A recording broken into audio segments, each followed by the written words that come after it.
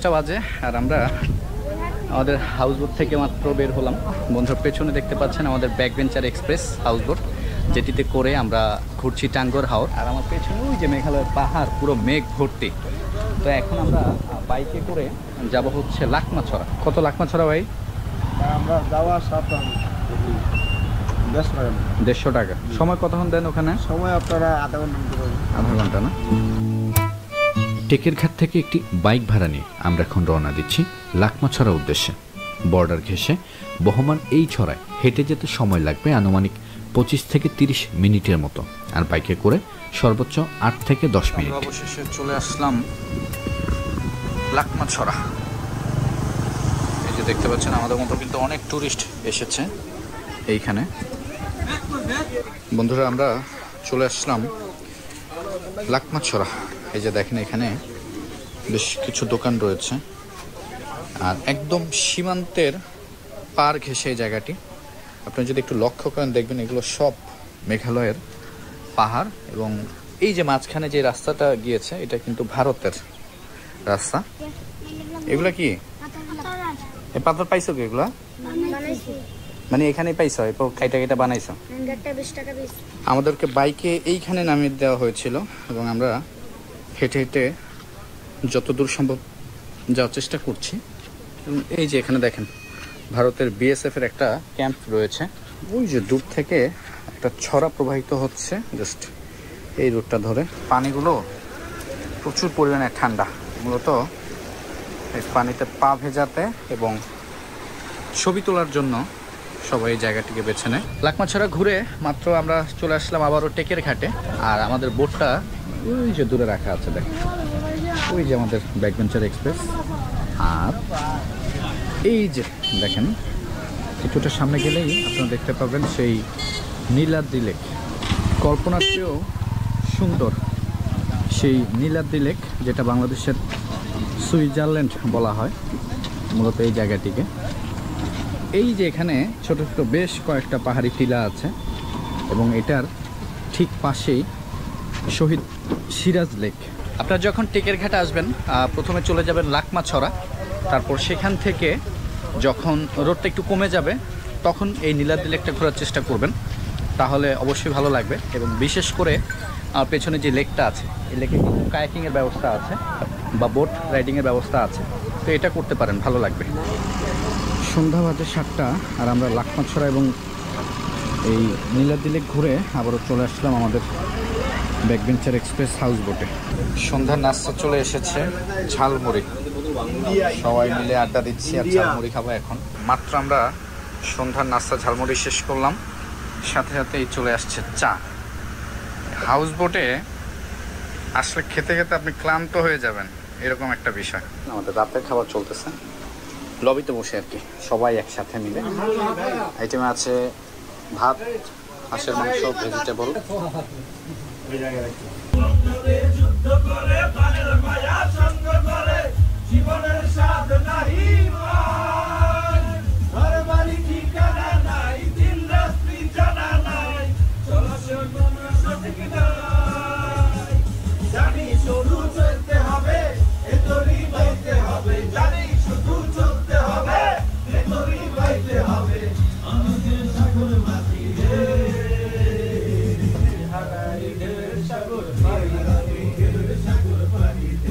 আসসালামু আলাইকুম।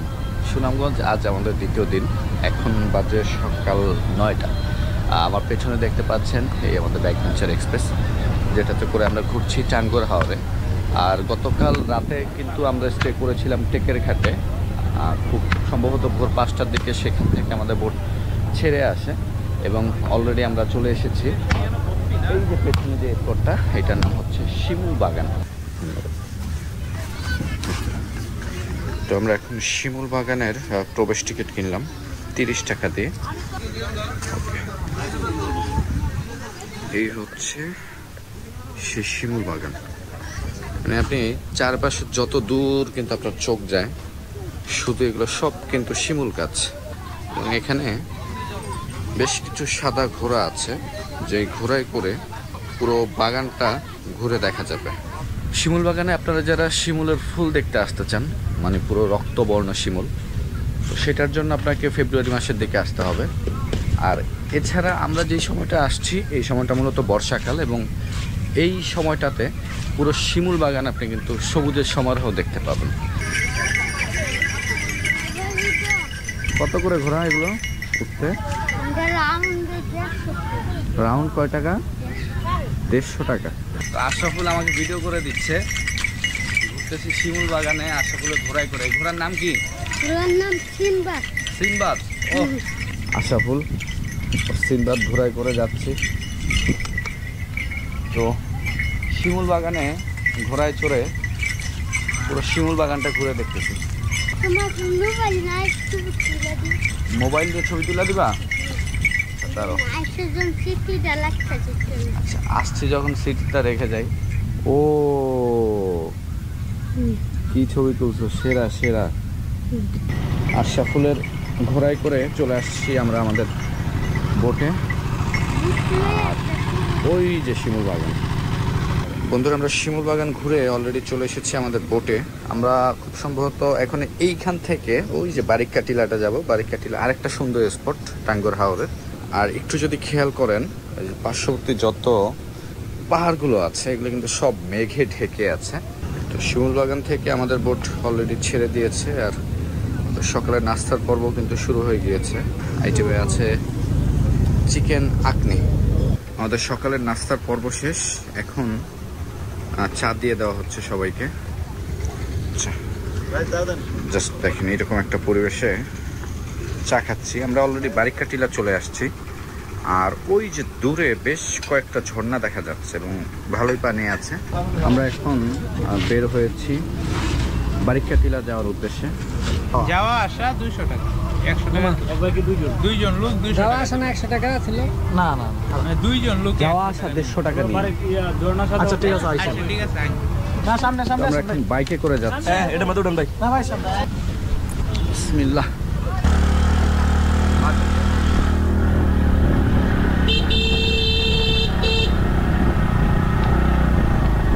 তো আমরা বারিক্কা টিলার একদম কাছাকাছি চলে এসেছি।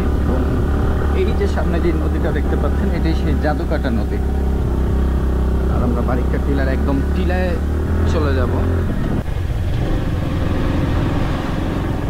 বোট থেকে বাইকে উঠলাম, 5 মিনিট লাগলো আমাদের এই বারিক্কা টিলায় আসতে। তো আপনি যদি হেঁটে আসতে চান সেক্ষেত্রে 10 থেকে 15 মিনিট লাগবে। এই জায়গাটায় বাংলাদেশের শেষ সীমা, আন্তর্জাতিক সীমারেখা অতিক্রম করা নিষেধ। এই যে দেখতে পাচ্ছেন অনেকেই যাচ্ছে, তো আমি একটু গিয়ে আপনাদেরকে দেখাই। জাস্ট জায়গাটা দেখেন, মাশাআল্লাহ কত সুন্দর। চারপাশটা পুরো সবুজ এবং আজকের ওয়েদারটাও মেঘলা, যার কারণে দূরের পাহাড়গুলো এক প্রকার মেঘে ঢেকে আছে। এই যে দেখেন সীমানা দেওয়া আছে, বাংলাদেশ 1203। এই যে দেখেন এখানে ইন্ডিয়া লেখা। ঘোড়া করে সবাই ঘুরতেছে, প্লাস এত সুন্দর একটা জায়গায় সবাই ছবি তুলতেছে ঘোড়ায় করে। বন্ধুরা, টাঙ্গুয়ার হাওরে বারিক্কা টিলা ঘোরা শেষ করলাম। আশেপাশে অনেকেই আছে, অসম্ভব সুন্দর একটা পরিবেশের মধ্যে দিয়ে আমরা যাচ্ছি। আর ওই যে দূরে দেখতে পাচ্ছেন বৃষ্টি কিন্তু অলরেডি নেমে গিয়েছে। তো এখন আমরা আবারও বাইকে করে আমাদের বোটে ফিরে যাব। এরপর আমরা সম্ভবত দুপুরে জাদুকাটা নদীতে গোসল করব। চলেন যাওয়া যাক বোটে। টাঙ্গুয়া ভ্রমণের দ্বিতীয় দিনে খুব সকালে ঘুম থেকে উঠে আমরা ঘুরে দেখি শিমুল বাগান এবং বারিক্কা টিলা নামক স্পটটি। এরপর বোট আমাদেরকে নিয়ে রওনা দেয় জাদুকাটা নদীর উদ্দেশ্যে। টাঙ্গুয়া ভ্রমণে দ্বিতীয় দিনে সাধারণত এই স্পটটি বেছে নেওয়া হয় গোসল করার জন্য। সকাল 12টা বাজে আর আমাদের বোট আলহামদুলিল্লাহ চলে আসলো জাদুকাটা নদীতে। জাস্ট ভিউটা দেখেন, মাশাআল্লাহ। তো সবাই এখানে গোসল করতে নামে। ওই পারটা ছিল আপনার বারিক্কা টিলা। বারিক্কা টিলা থেকে আমরা এই জায়গাটায় আসলাম। আমাদের টাঙ্গুয়া ভ্রমণের শেষ স্পট হতে যাচ্ছে এটি জাদুকাটা নদী। আর অসম্ভব ভালো লেগেছে এই টাঙ্গুয়ার হাওর। বিশেষ করে আমরা এসেছিলাম ব্যাকবেঞ্চার এক্সপ্রেস হাউস বোটে করে। তো আপনারা যদি তাদের প্যাকেজ ডিটেলস জানতে চান আর সরাসরি এই অফিসিয়াল হোয়াটসঅ্যাপ নাম্বারে যোগাযোগ করতে পারেন। দেখতে পাচ্ছেন আমাদের বোটের সব গেস্ট আর কি পানিতে নেমে গিয়েছে। পানি কিন্তু আসলে প্রচুর ঠান্ডা। আর এই যে ছোট নৌকাগুলোতে করে ওনারা কিন্তু পাথর তুলে এই নদী থেকে। এবং এটা করে ওনারা জীবিকা নির্বাহ করে। দেখেন যত দূরে চোখ যায় সব পাহাড় আর পাহাড়। আর মজার ব্যাপার হচ্ছে ওই যে দূরে বৃষ্টি হচ্ছে এবং এই বৃষ্টি কিছুক্ষণের মধ্যেই কিন্তু এইখানে চলে আসবে। টাঙ্গুয়া ভ্রমণের দ্বিতীয় এবং শেষ দিনে জাদুকাটা স্পট দিয়ে সমাপ্ত হচ্ছে আমাদের এবারের হাওর ভ্রমণ। আপনারাও চাইলে যোগাযোগ করে চলে আসতে পারেন এই সুন্দর হাউস বোটটিতে। জাদুকাটা ঠান্ডা জলে গা ভিজিয়ে রুমে কিছুক্ষণ বিশ্রাম নিয়ে সেরে নেই দুপুরের খাবারটি।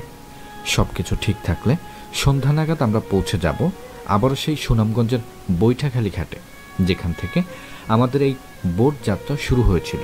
তবে সেখানে পৌঁছানোর আগে ভাগ্যক্রমে দেখা মিলল হাওরের আরেকটি রূপ।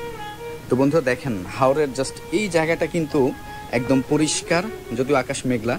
আর এই জায়গাটায় মাশাআল্লাহ অনেক সুন্দর একটা রংধনু উঠেছে। এদিকেও দেখেন আকাশটা পুরোই মেঘলা, কিন্তু জাস্ট এই সাইডটা দেখেন বন্ধুরা, মানে পুরো জায়গাটা জুড়ে বৃষ্টি আসতেছে এবং এটা কিছুক্ষণের মধ্যে আমাদের বোটের এখানে চলে আসবে। আলহামদুলিল্লাহ, কত সুন্দর একটা দৃশ্য, মাশাআল্লাহ। চলে এসেছে বৃষ্টি বন্ধুরা, দেখতে পাচ্ছেন আমাদের হাউসবোট ব্যাকবেঞ্চার এক্সপ্রেসের এই ট্রিপে যত গেস্ট এসেছিল দেখেন সবাই মাশাআল্লাহ সবাই লাইফ জ্যাকেট নিয়ে বয়া নিয়ে এখানে নেমে পড়ছে। 2 বছর আগে আমরা ব্লগ করছিলাম, তো 2 বছর পরে এসে সেম ব্লগে আমরা আছি।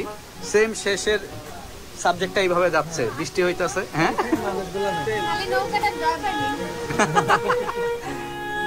অবশেষে এটি টানছে আমাদের এবারের টাঙ্গুয়ার হাওর ভ্রমণ গল্পের।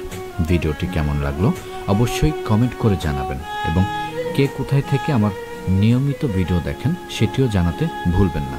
খুব শীঘ্রই চ্যানেলে আসছে নতুন ভিডিও, দেখার আমন্ত্রণ রইল সবাইকে।